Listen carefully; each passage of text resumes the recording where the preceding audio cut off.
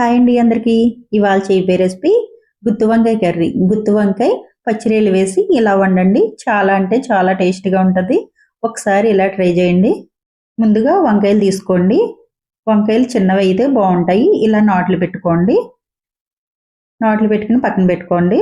తర్వాత mixie bowl తీసుకుని 2 spoon ధనియాలు, 1 స్పూన్ జీలకర్ర, 1 స్పూన్ గసగసాలు. ఏ కర్రీకైనా రుచినిచ్చేది గసగసాల మట్టికి మర్చిపోవద్దు. 2 లవంగాలు, చిన్న దాల్చిన చెక్క ముక్క సరిపోతుంది. ఇంకెక్కువ మసాలా వేయకూడదు. గుత్తి వంకాయకి కొద్దిగా ఎల్లుల్లిపాయ రేకలు, చిన్న అల్లం ముక్క వేసుకుని కొద్దిగా వాటర్ వేసుకుని మెత్తని పేస్ట్ లాగా చేసుకోండి. ముందు ఇలా మెత్తని పేస్ట్ చేసేసుకున్నాక 2 ఉల్లిపాయలు తీసుకున్నాను. 2 ఉల్లిపాయలు చిన్నగా కట్ చేసుకుని మిక్సీ బౌల్లో వేసుకుని కొంచెం బరగ్గా మిక్సీ పెట్టుకోండి.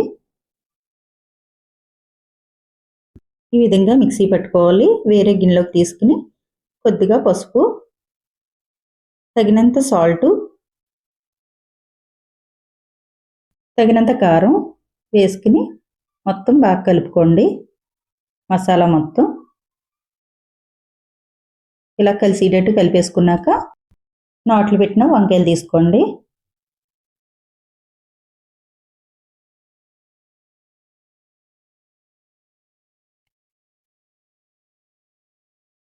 వంకాయలు గుత్తుల్లా కట్ చేసుకున్నాం కదా, ఆ గుత్తుల్లో ఈ మసాలా పెట్టుకుని ఒక ప్లేట్లో పెట్టేసుకోండి.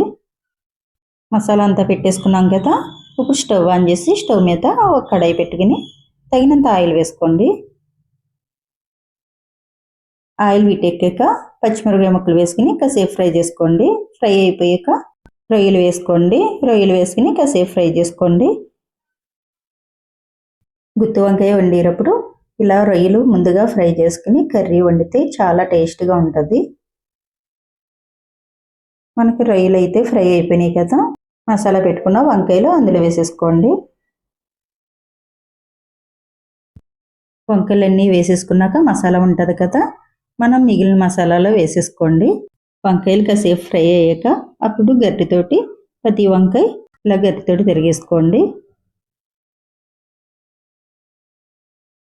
వంకాయలన్నీ తిరిగేసేసుకున్నాక కాసేపు ఉంచి మిగిలిన మసాలా ఉంది కదా, అది కూడా వేసేసుకుని కాసేపు ఫ్రై చేసుకోండి.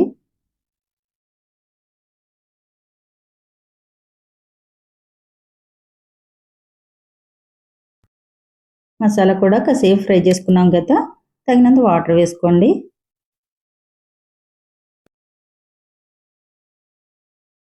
కొద్దిగా వాటర్ వేసేసుకోండి.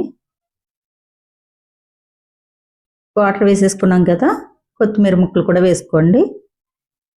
ఇలా కాళ్ళతో కట్ చేసుకుని వేసుకోండి. కుక్కర్ మూత పెట్టేసుకుని విజిల్ పెట్టి 2 విజిల్ రానివ్వండి.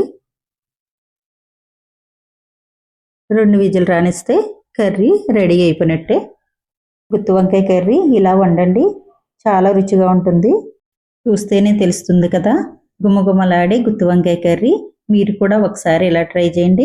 నా వీడియో నచ్చితే లైక్ చేయండి, షేర్ చేయండి, సబ్స్క్రైబ్ కూడా చేయండి.